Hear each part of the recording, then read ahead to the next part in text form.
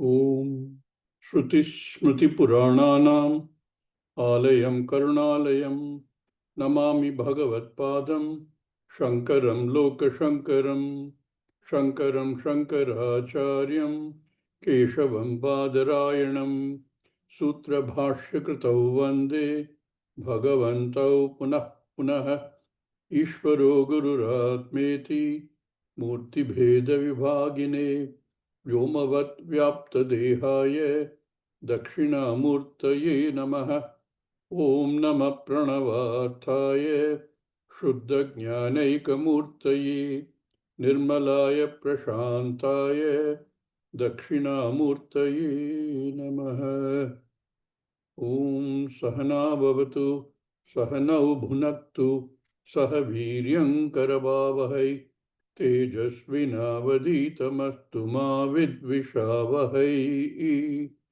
Om Shanti Shanti Shanti.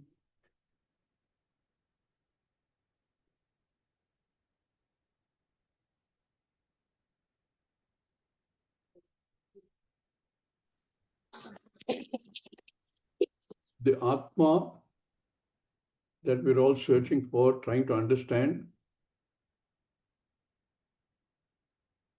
Upanishad said, is Gudaha.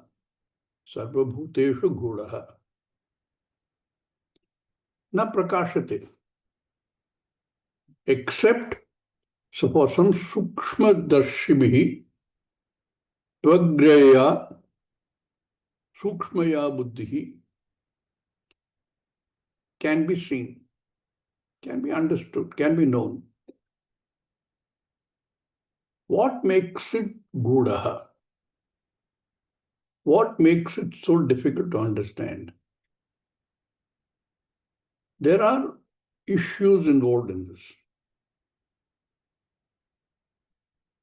The biggest issue is ajnanam. All are born without jnana. All of us are born like that.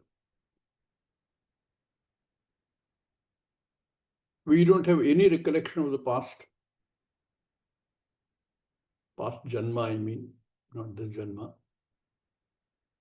We have no idea what we have come into the jagat for. We don't even have any idea who we are, who I is. In one small unknown Upanishad called Garbhopanishad, it says when the fetus is, it takes individuality by about the 7th month. All that is written there. And then before it emerges into this jagat, that fetus remembers everything. And it makes a resolution that I will not make the same mistakes that I made last time. Can you imagine? All of us have come into this world ajnanis, but we were not so earlier, before we actually appeared in this world. We knew all the past, we knew all the mistakes we made, all the errors we committed. But I don't know what happens, the air in this jagat, as the fetus emerges, in some metals, when you expose it to oxygen, it gets oxidized. Maybe something like that happens to us. We get oxidized. We have to complete covering of jnanam, of the past also. So the ajnanam is clearly our biggest obstacle. And this is universal. Everybody has the same problem. And Shastra says all you have to do, as if it's so easy, to remove that covering of ajnanam. The oxidation layer you have to remove. But it's not so easy. That ajnanam is so entrenched embedded, that's a current word, no, in the whole system, that it is very difficult to scrape away the jnanam and understand the truth. And then, of course, starting from this ajnanam, there are a whole series of obstacles that come up. I find it difficult to believe that anything else can be correct other than what I know.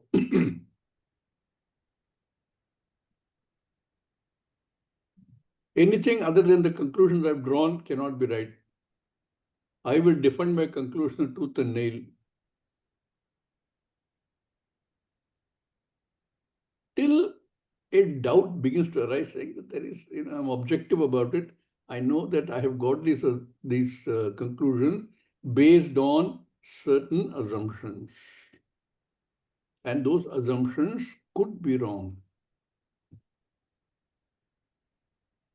Then once the seed of doubt about the veracity of what I think I know is planted, it grows.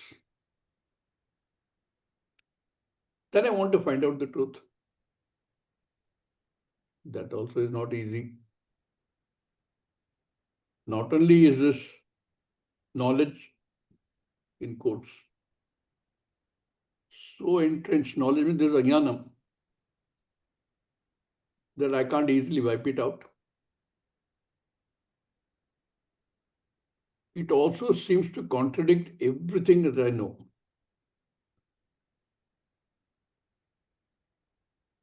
My mind is clouded. So I'm not in a position to absorb anything diametrically opposite to what I have already established in the mind. No space. There is no space to do that. So that is also an ajnana, obstacle born out of ajnanam only. My arrogance, my ego, and the covering in my buddhi itself. Buddhi itself is like that. This is what, in these Upanishads, they call it, for want of a better word, gross buddhi. Can only absorb knowledge of objects, cannot absorb anything other than that.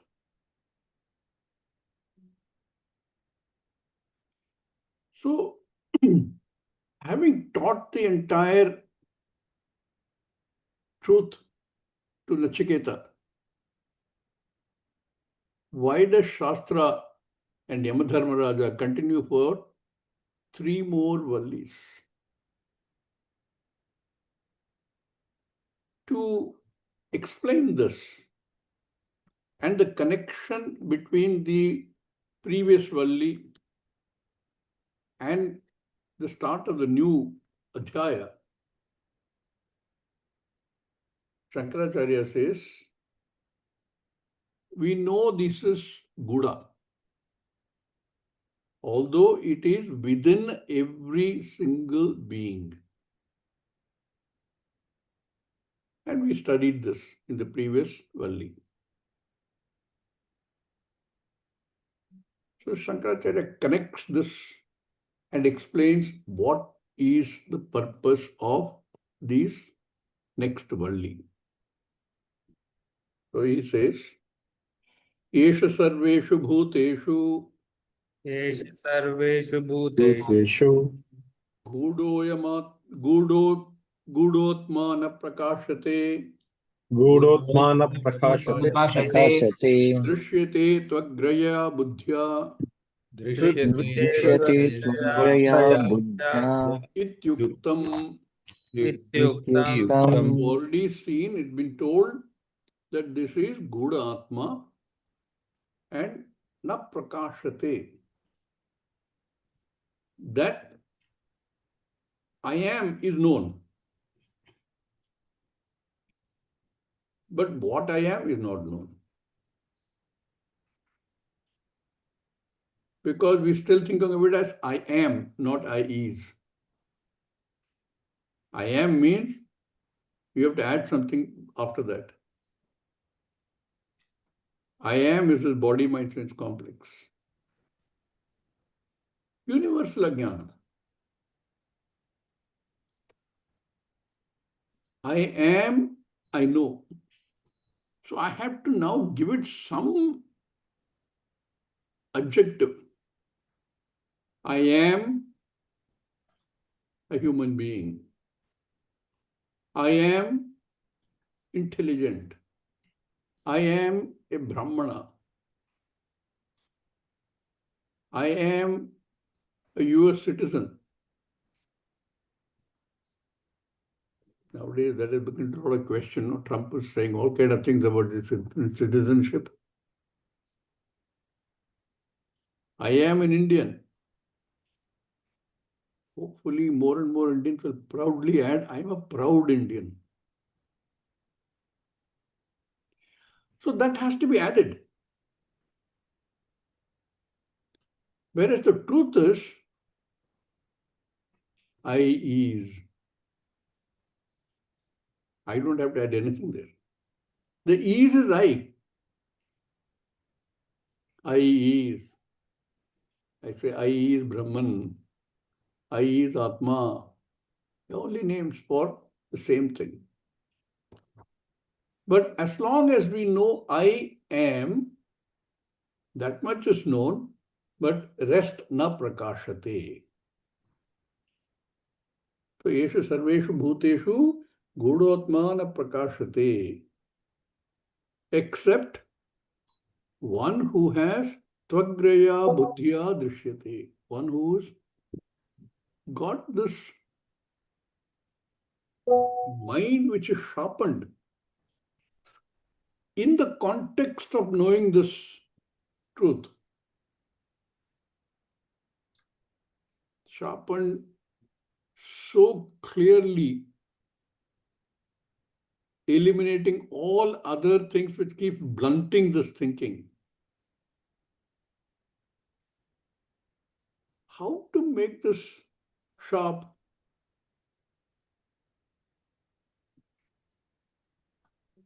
For that only, Shastra gives us a lot of exercises, tools.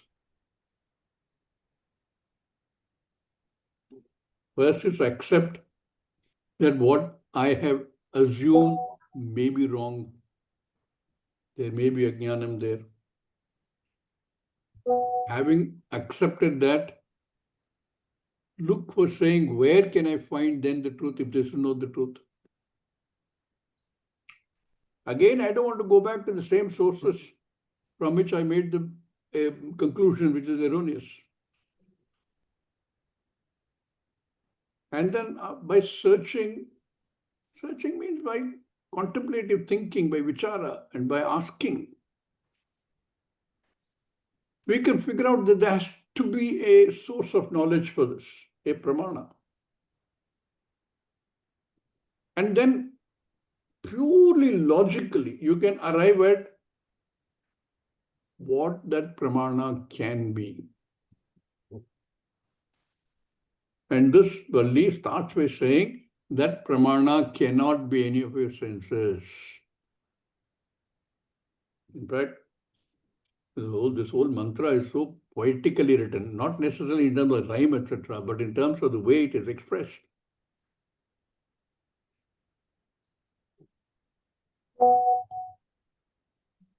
That I need to understand.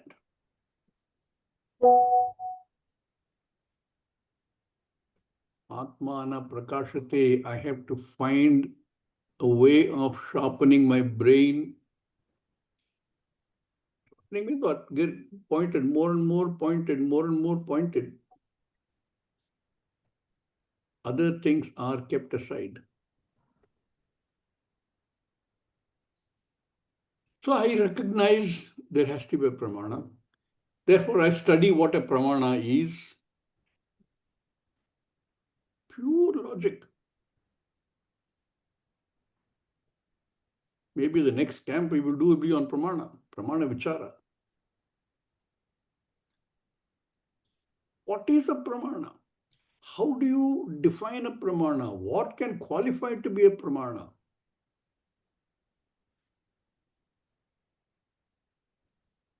And with that application of logic, you can see that the only pramana which has a subject matter you is Vedanta pramana,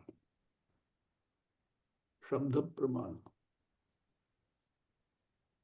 And nobody says accept that as a pramana blindly. Analyze it. Analyze every other thing that you took could be a pramana. Why can't psychology be a pramana? Does it satisfy all the conditions to be a pramana? Pramana for what? Psychology could be a pramana for the mind. But the mind is also an object. That is not what I'm looking for. I am looking for a pramana for I. For that pramana, the subject matter which is I, not the mind, not the body, not anything external. That pramana.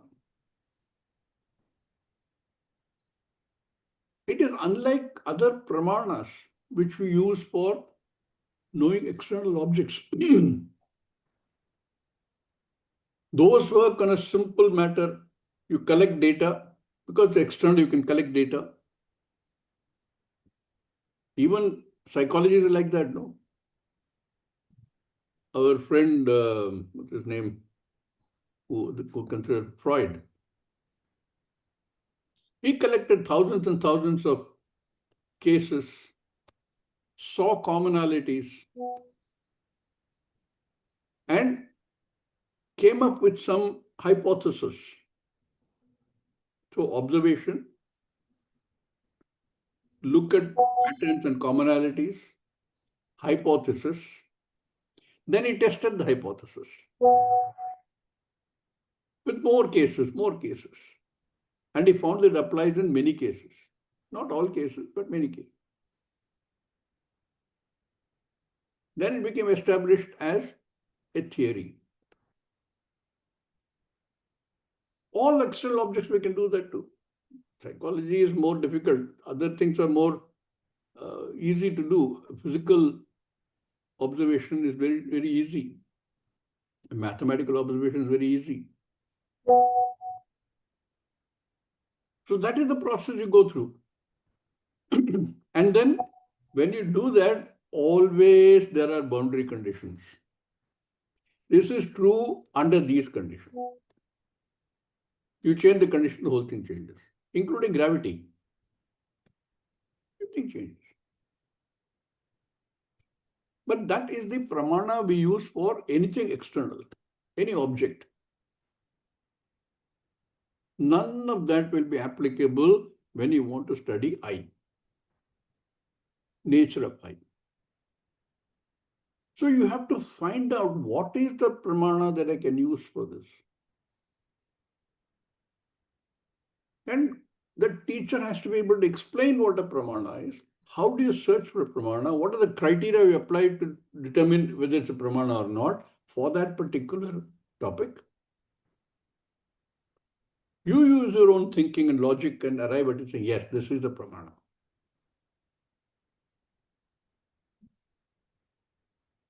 Why can't the Bible or the Quran be the pramana? You will see when you study pramana vichara. Because their subject matter is not I. Pramana has to have a subject matter which is very clear. Like I is the subject matter is color and form. Exclusive subject matter. So once that is accepted, yes, this is pramana. And there the only pramana available to us is Veda. Then also you have to study the Veda's words. Words are subject to all kinds of interpretations, which is why you get so many varieties of. The simpler it sounds, the more the number of people come up with this. Bhagavad Gita, everybody has his own interpretation. That's why when Shankaracharya starts writing this Bashyam, he said there are so many different things incorrectly written that I'm writing one to make sure that the right one is read.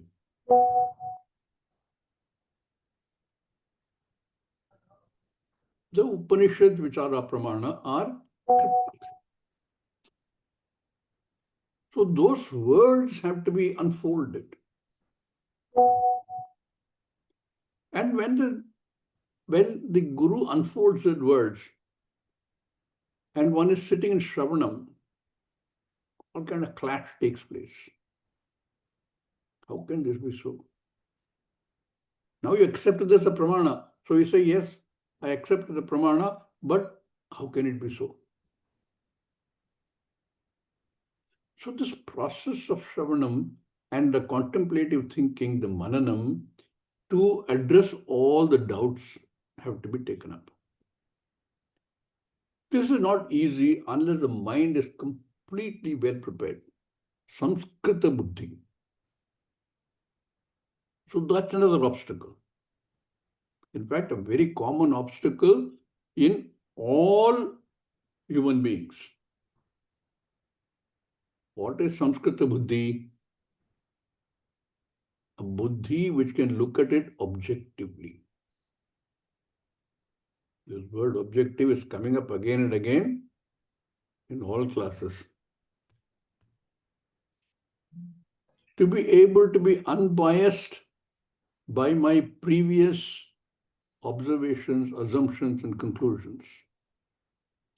I'm not discarding them. I'm saying that they don't influence my current learning.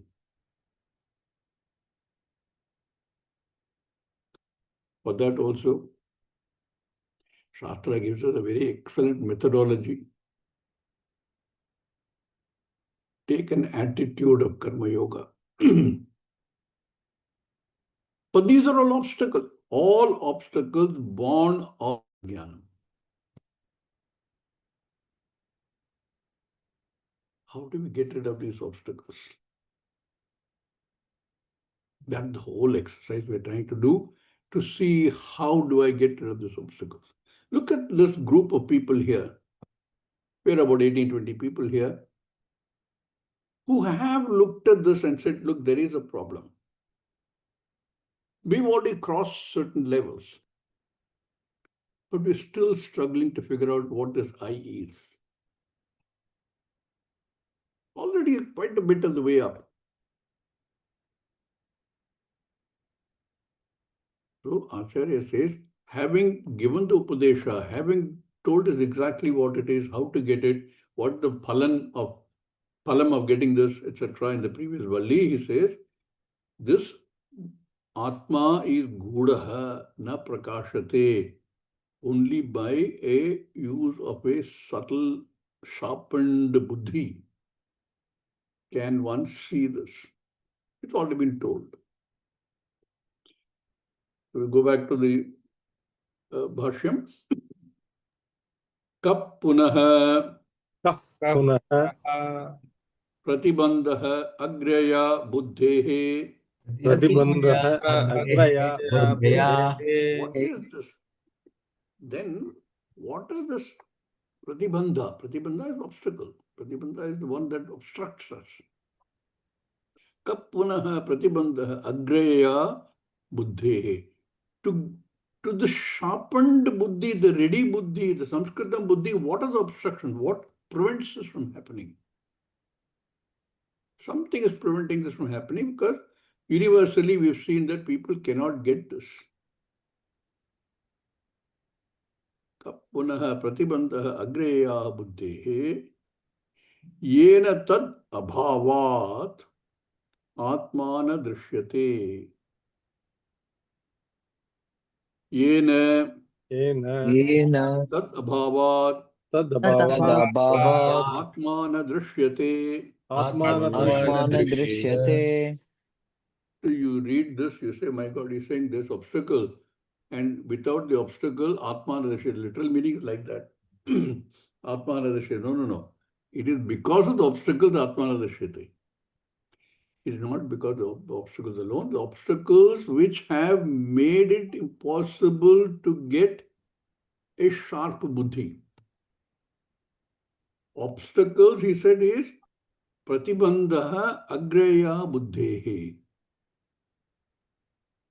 Without that agreya buddhi, here tad is that agreya buddhi, not the obstacle. Yena tad agreya buddhya, that is tad abhavat. Without that clear Samskrita buddhi, atmana drishyate. You cannot get the truth of the self. Tat abhavat atmana drishyate. Iti इति तद अदर्शन कारण प्रदर्शनार्था तद्दर्शन कारण प्रदर्शनार्था वल्ली आरभ्यते. वल्ली आरभ्यते. Connection Acharya makes that there are obstacles to making the buddhi ready. Without that buddhi being ready, this darshanam is not possible. Tad abhavat atmana drishyate. Therefore, he says, tad adarshana karana pradarshanartha. What is the reason why this?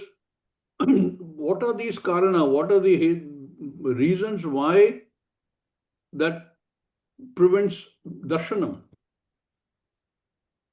Tad adarshana karana pradarshanartham.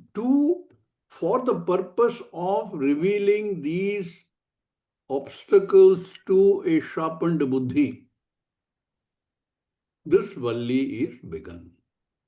So already it is connection is there. You cannot gain this, he said, without this is Buddha. And for gaining this, you have to have a certain preparation in the buddhi. Without that preparation, you cannot see what is preventing that buddhi being prepared. Tad adarshana karana pradarsanartha valli arabhyate. So this new valli started to show for the purpose of showing what are the problems. Vijñatehi विज्ञाते हि श्रेय प्रतिबंध कारणे श्रेयः प्रतिबन्धकारणे तद अपनयनाय तदपनयनाय यत्नः आरब्धुम यत्न आरब्धुम् शक्यते नान्यते इति. शक्यते नान्यतेति. Shreya. Shreya is what? Moksha. Shreyascha preyascha. It explained that earlier. Preyas is all kinds of laukika results. And most people tend to go for that only. Shreyas is moksha.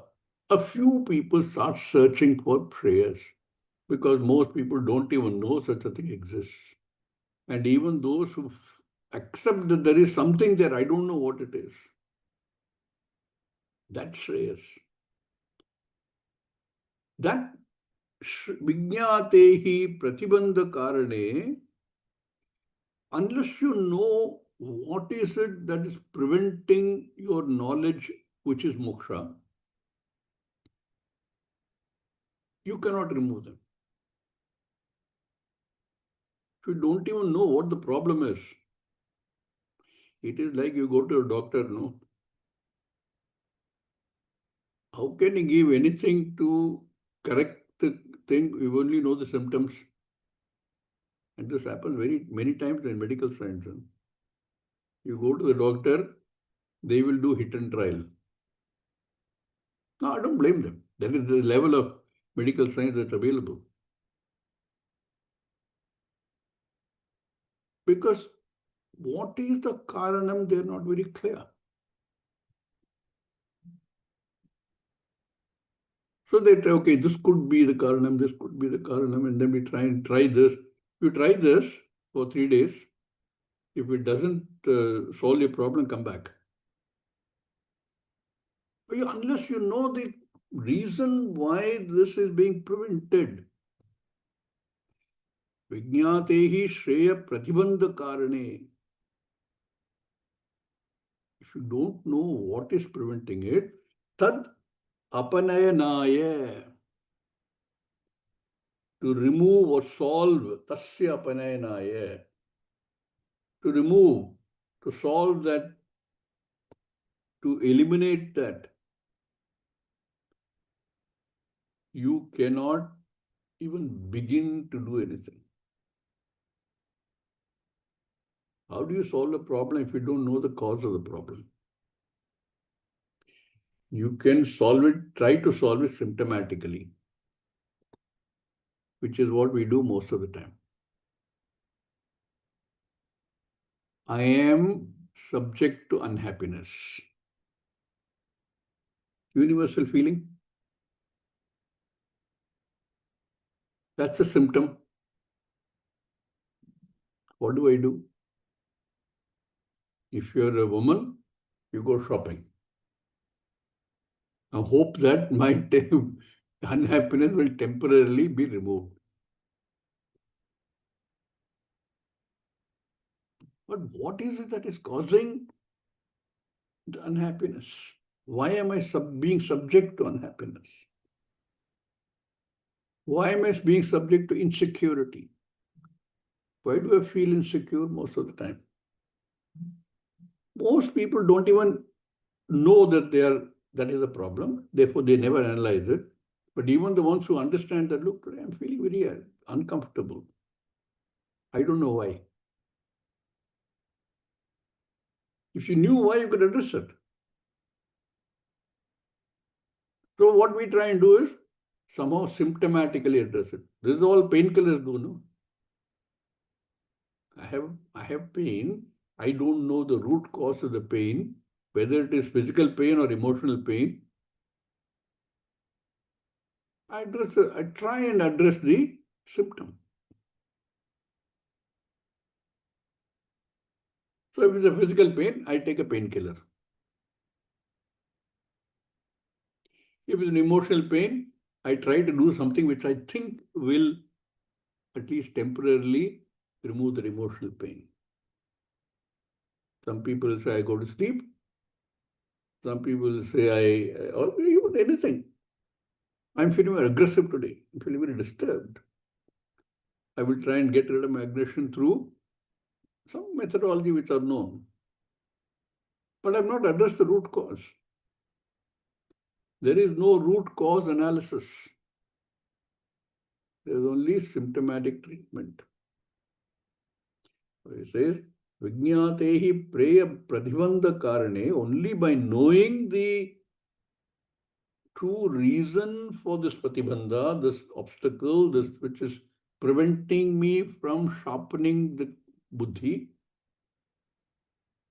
I cannot remove that. Tad apanayanaya yatnaha arabdhum shakyate.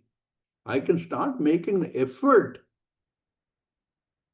to remove the cause if I know the cause. If I don't know the cause, many times this happens.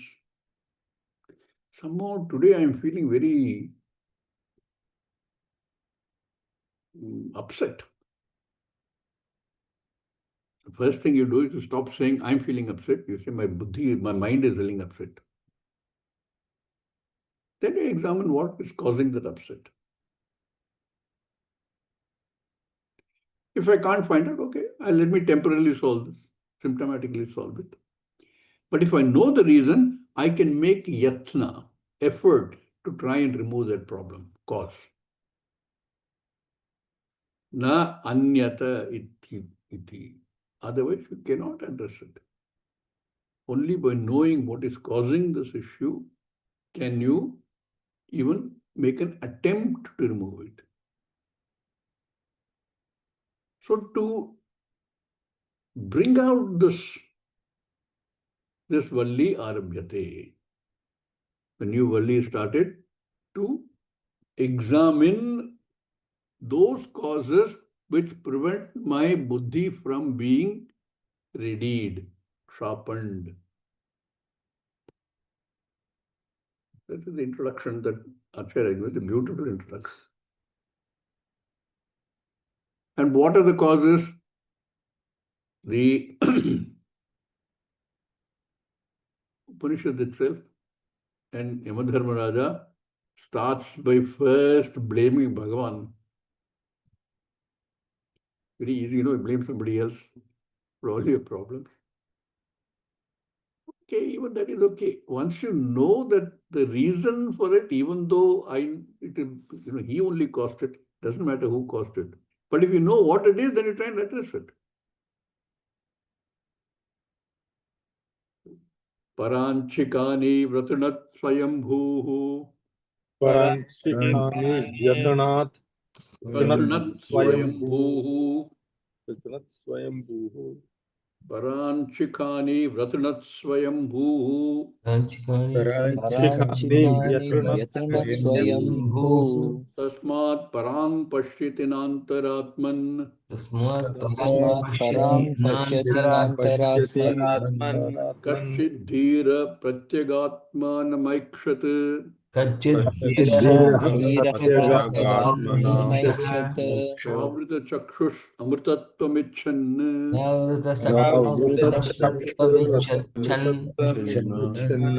Beautifully captures some of the key obstacles, some of the key problems that prevent us from understanding why our buddhi is not getting ready. Now you haven't come this far, now we want to examine this. This is not something generally people will examine. It is only spent for those people who have already come up this level. What prevents my buddhi from getting ready? Paranchikani Swayambhuhu Khani Paranchi Vratanat. Vyatranat is a hour past of the dhatu tr. There are about 7 or 8 dhatus, same, starting with tru, truh, trun, whatever else. This is trun, meaning to destroy. So, says, Khani is the golaka, the apertures for all our senses. But here you cannot take apertures. It is the senses themselves. These have been destroyed. Oh my God. Straight away he said these have been destroyed. Destroyed by whom? Paranchikani Vratranat Swayambhuhu. The one who does not require another pramana, who does not require, who is akaranam, self-revealing, self-shining. That Ishvara, Parameshvara. So squarely lay the blame on the Parameshvara. Parameshvara has destroyed the senses. Even, always that is available to us. I have perfect 20/20 sight, Swamiji. How do you say I am destroyed? Why? Because these are paranchi. Parag anchanti. Parag gachanti. Parag is the antony for pratyak. All our senses are extroverted, outward looking. This is a very poetic description. It's literally true. They're all looking at, hearing what is outside. No, Swamiji, I can hear the gudu of my stomach. That is also outside. It's like taking a camera into a dark room. It can take pictures of everything other than the camera. Even the selfie that you nowadays take is only of the cameraman, not the camera. Because these are paranchi, paragachanti. And by making them extroverted, external looking, external feeling, Bhagavan has destroyed them as though.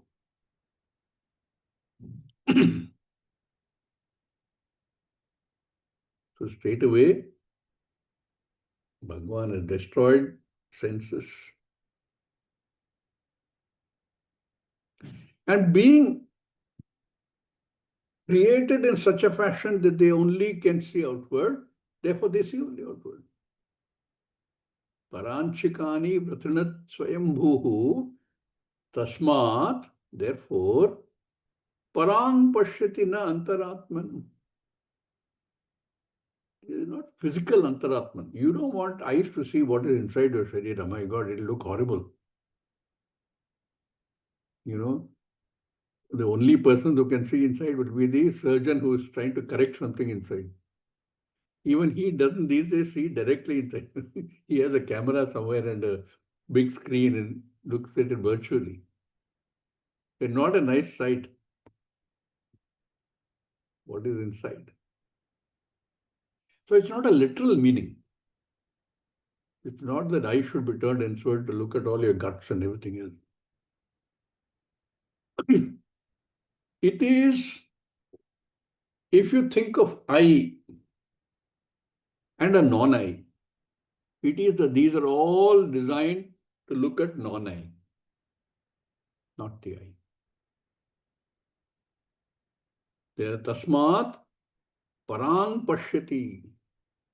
They only look at objects, external objects. Look at many, look at here, whatever else. They look at only objects outside I, which are all objects. I is not an object.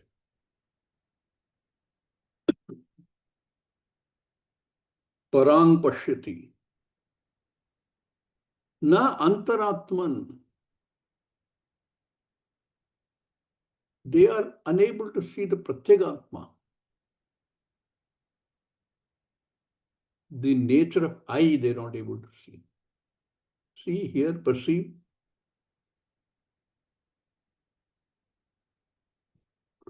They can only see what objects are outside. I can hear what is going on outside. I can see what's going on outside. I can smell what's going on outside. Thank God. If you started smelling what's going on inside, you'll be in trouble.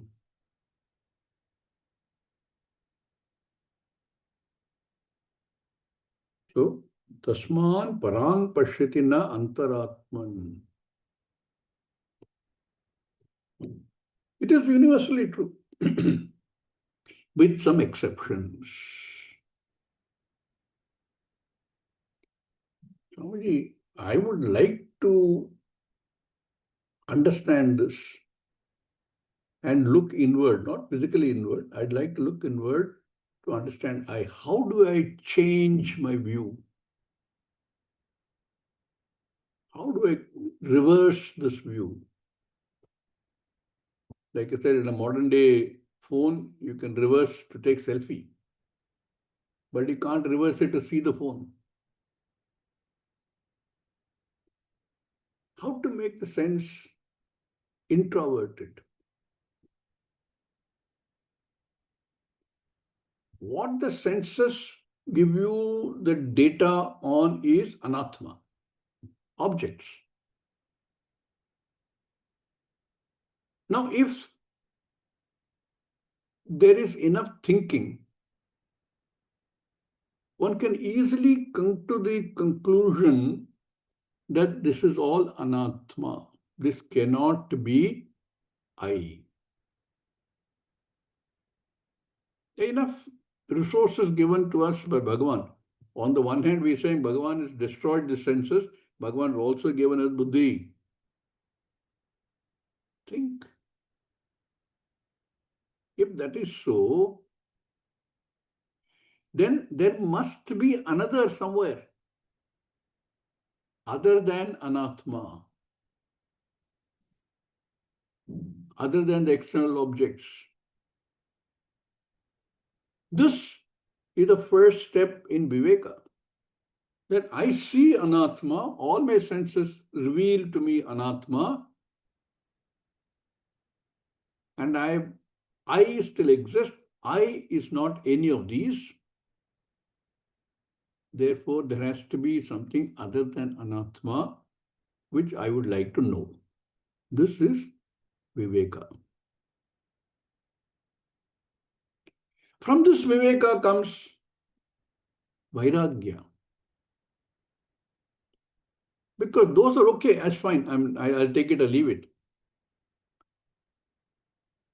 But what I really want to know is the true nature of I, Antaratman.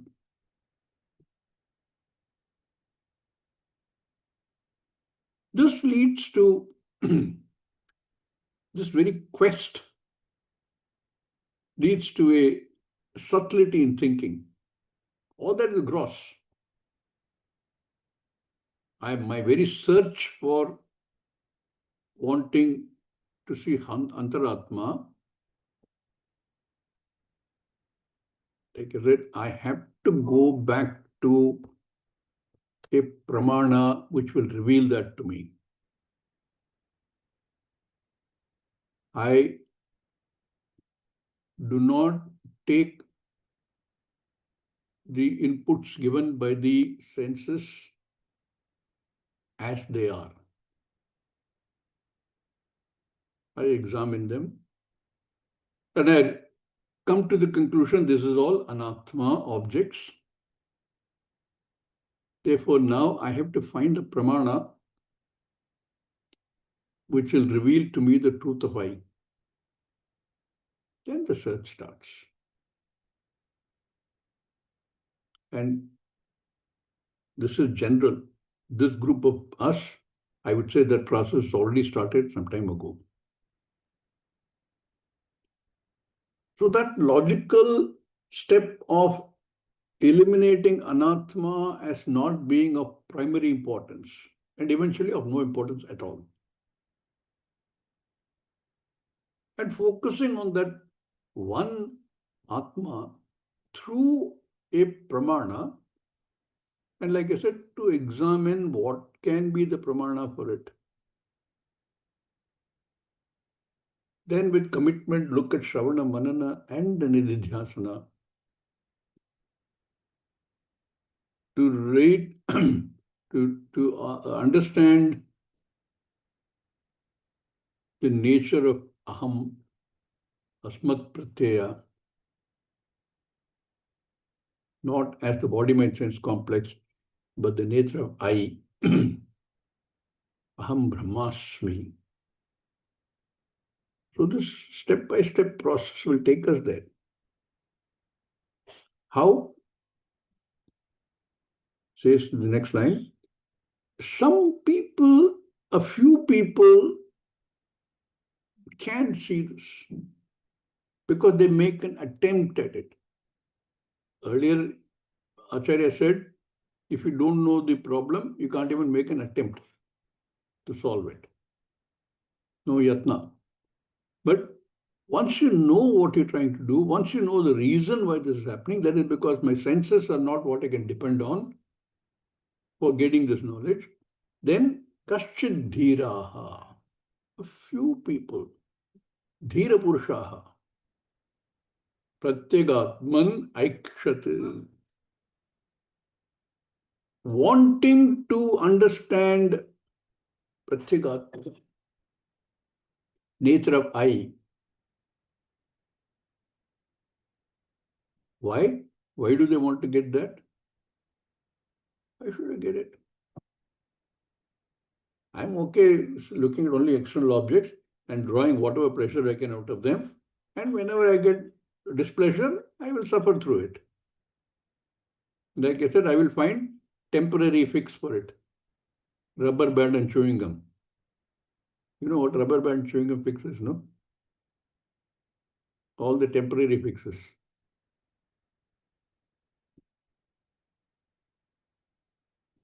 If you really want amrtatvam,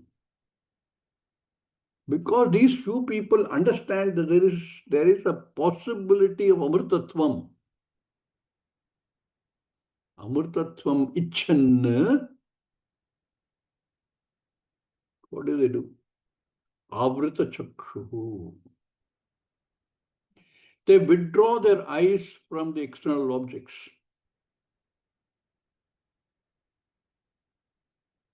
Knowing very well those external objects I can take or leave.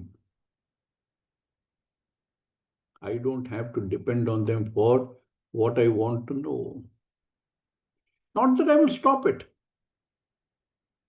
I'm still curious to know about the nature of this earth, about the new planets that are being discovered, about science, about mathematics, about psychology, about languages. Nothing to stop me from doing that. But recognizing that that knowledge is object knowledge and can give me some satisfaction for some time. Like I said, it is a rubber band and chewing gum fix. I'll take that also. In fact, that gives me apekshika sukham. Apekshika sukham is relative sukham. A sukham which is bound, which is full of doshas. Even that apekshika sukham is required in order for the mind to calm down. In fact, what happens is every now and then we experience a lesha of the real sukham. When we experience that,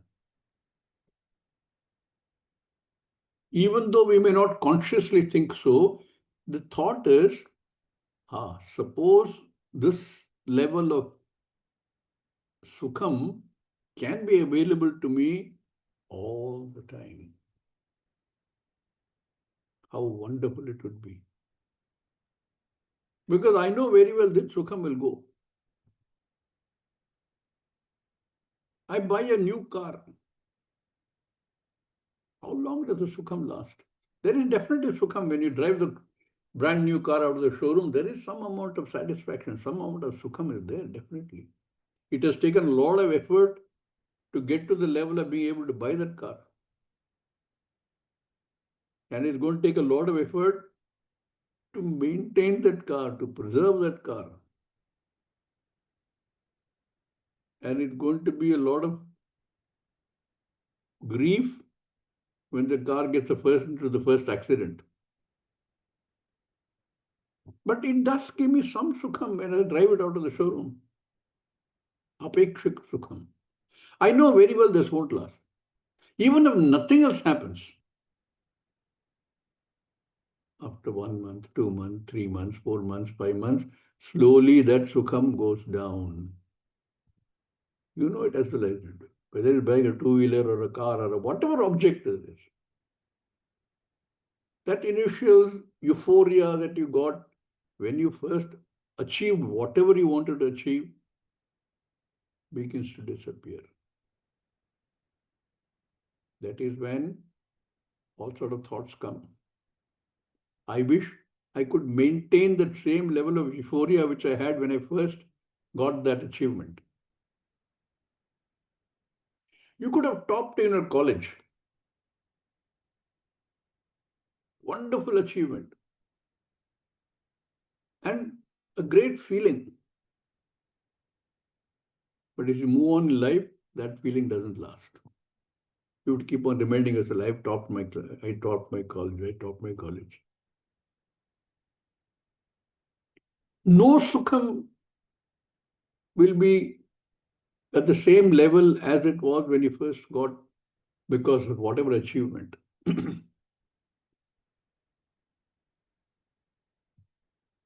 Therefore, the thought, that sukham, I remember on that day when that happened, when I first got that achievement, I wish that could remain. It doesn't. And comes a time when I say, is there a possibility, is there any way I can gain that kind of sukham and retain it? And not be disturbed by anything.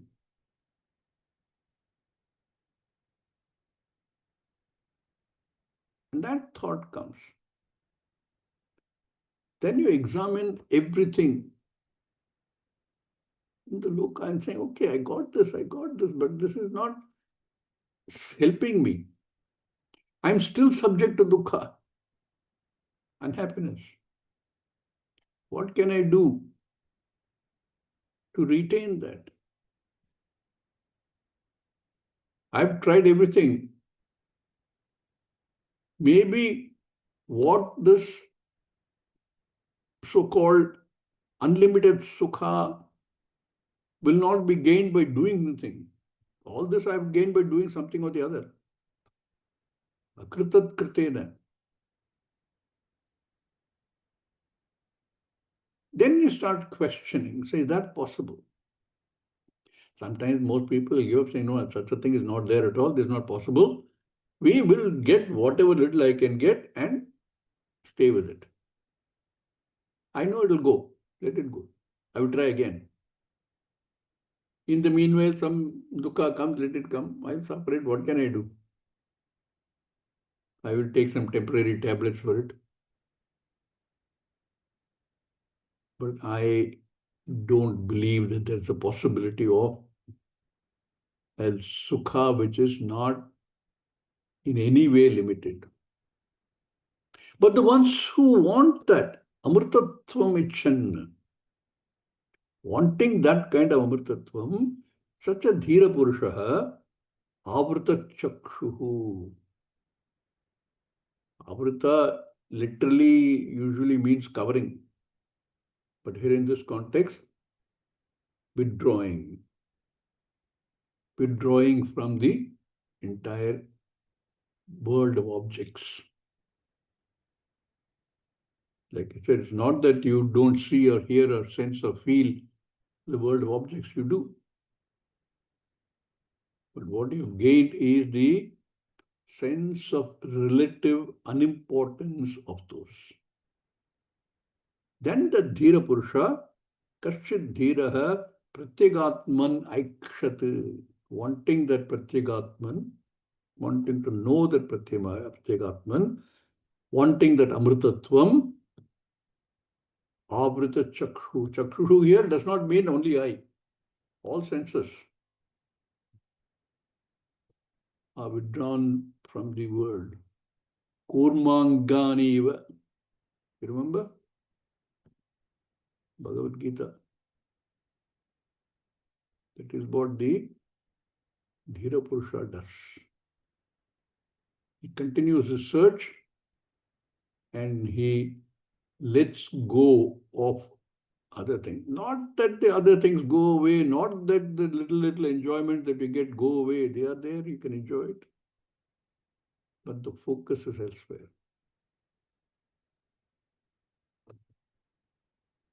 So it's covered all the obstacles. The fact that you depend on the senses, and all our conclusions are based on the data collected by the senses. There is the desire for knowing Pratyekatman, if that is missing, or if the knowledge that there is an Amritattvam that is possible, all of these are huge obstructions. We will see them tomorrow. Om Purnamada Purnamidam Purnat Purnamudachyate Purnasya Purnamadaya Purnameva Vashishyate Om Shanti Shanti Shanti Harihi Om Sri Gurubhyo Namaha Harihi Om